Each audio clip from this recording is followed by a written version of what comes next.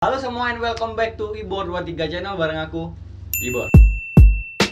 Pertama aku mau nyapa dulu apa kabar kalian semuanya. Karena emang udah lama aku nggak nyapa para anggota kompi, subscriber Ibor 23. I have been very bad creator. But I'm really busy. Anyway, semoga tetap sehat dan dalam lindungan. Video ini harusnya jadi video terakhir di tahun 2021. Aku lagi pengen ngomongin apa saja hal-hal besar yang terjadi di tahun 2021 ini. Dan kenapa itu penting buat kalian. Masih mau denger kan? Tonton sampai habis kalau kalian gak keberatan. Salah satu yang jadi hal besar di tahun ini adalah tentang pekerjaanku. Gak lebay, gak bisa bilang biasa-biasa aja, karena emang faktanya ada sesuatu yang besar yang terjadi di karirku sebagai PNS. Setelah 4 tahun bekerja di instansi pemerintah pusat di Jakarta, setelah berbulan-bulan berjuang mengurus mutasi, menguras banyak tenaga dan emosi, akhirnya April 2021 aku resmi pindah tugas dari Kementerian Dalam Negeri ke pemerintah Provinsi Jawa Timur. Dari pegawai pusat menjadi pegawai daerah. Dari pusatnya Tata Surya ke rakyat jelata. Cerita lengkap mutasinya ada di video ini. Tapi pada intinya aku bisa bilang keputusan untuk mutasi ke Pemprov Jatim ini worth it banget. Tapi ini ya beban kerjanya lebih ringan, kulturnya lebih masuk, better pay. Tadinya kepikiran bakalan ngerasa kayak semacam post power syndrome, lepas status pegawai pusat menjadi pegawai daerah. Tapi kalau enak gini kayaknya nggak bakalan ada sindrom-sindroman.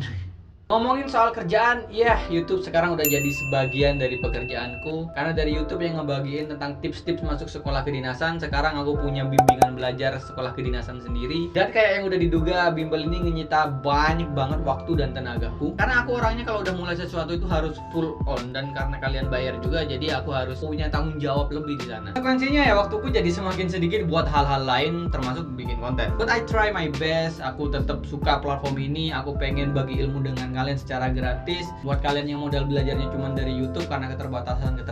Hal besar lain yang sangat disyukuri di tahun 2021 selain kepindahanku ya tentu kepindahan istriku. Kita emang ngurusnya nggak barengan, cuman emang jaraknya deketan. Mutasiku di bulan April dan istriku di bulan Agustus. Senengnya ya pasti karena bisa kumpul dong. Tapi selain itu rasa senengnya juga karena istriku waktu ngurus mutasinya prosesnya juga gak gampang, jadi kayak lega aja gitu. Banyak yang ngira proses mutasi istriku tinggal nebeng aja sama prosesku, jadi kayak istri ikut suami gitu.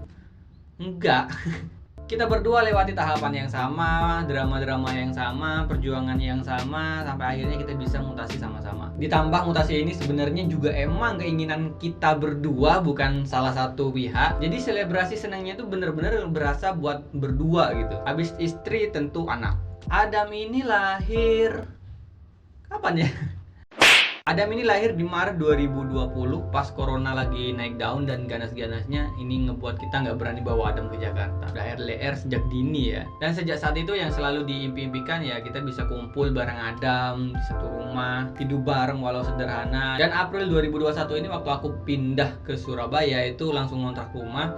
Dan tentu istriku belum pindah, jadi aku masih sendirian. Terus Sitiwul pindah juga ke Surabaya, kita juga masih belum berani bawa Adam karena belum ada yang jaga waktu itu. Akhirnya setelah ikhtiar, kita nyari siapa yang bisa ngerawat Adam, tanya sana tanya sini, seleksi. November 2021 kita ketemu sama bude kita sendiri.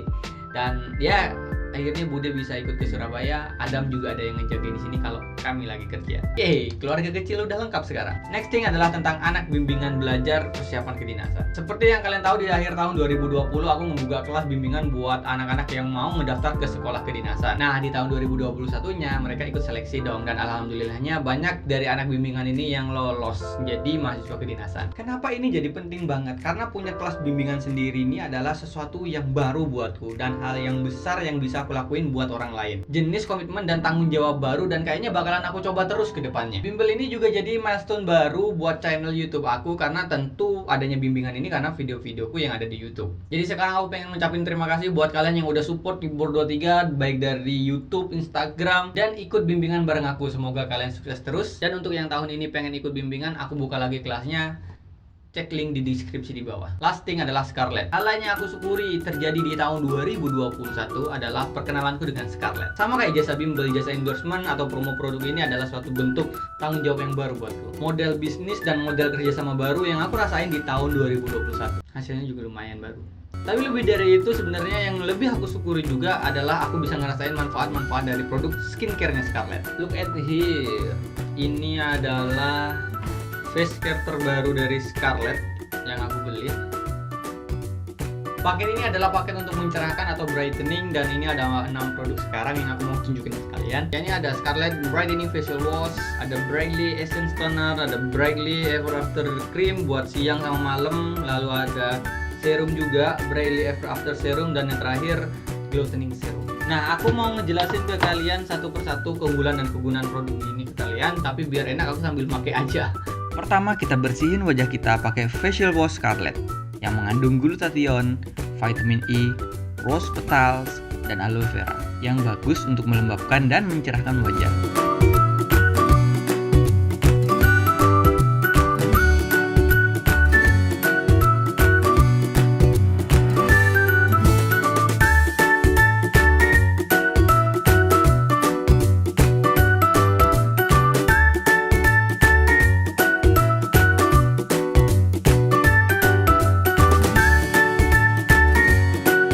Selanjutnya, kita pakein Brightly Essence Toner Scarlett. Brightly Essence Toner ini mengandung glutathione, jeju propolis extract, allantoin, dan grape water yang mampu menyegarkan, melembabkan, meredakan peradangan, dan mencerahkan kulit.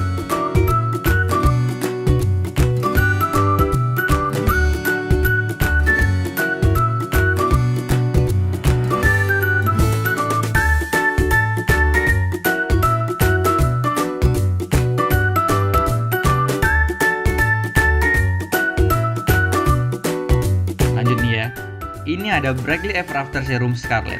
Brightly Ever After Serum mengandung lavender water, vitamin C, phyto whitening, niacinamide, dan glutathione yang berfungsi mencerahkan dan melembabkan wajah, menyamarkan bekas jerawat, dan menangkal radikal bebas.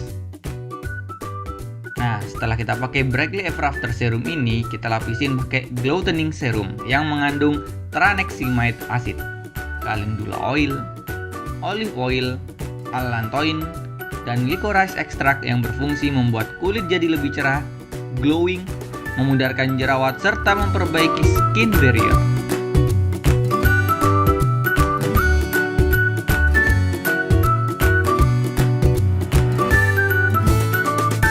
Terakhir kita pakein Brightly Ever After Cream Day atau Night. Karena kita masih siang, kita pakai yang Day. Ini adalah krim Scarlett yang mengandung rainbow algae, screen caviar, rosehip oil, niacinamide, hexapeptide 8, glutathione, triceramide, pour away, dan aqua peptide glow yang berfungsi mencerahkan, mengencangkan pori-pori, menghidrasi kulit wajah, dan mengurangi kerutan di wajah. Sebagai tambahan aja ya, kalau Brightly Ever After Cream yang siang ini udah dilengkapi sama yang namanya methoxynilamide atau UV protection. Jadi day cream ini aman buat kalian pakai di kegiatan luar juga. Lagian semua produknya Scarlett udah terdaftar di Badan Pengawas Obat dan Makanan juga, teruji bebas merkuri dan hydroquinone, dan karena emang udah aman banget, kedepannya aku bakalan pakai terus. Buat kalian yang pengen beli semua produknya Scarlett ini, harganya cuma 75.000 satu produknya, dan kalian bisa pesan di box di bawah ini. Nah, anyway, itu dia video buat hari ini. Semoga tahun 2022 kalian lebih menyenangkan dari tahun 2021. And as always, stay strong and goodbye.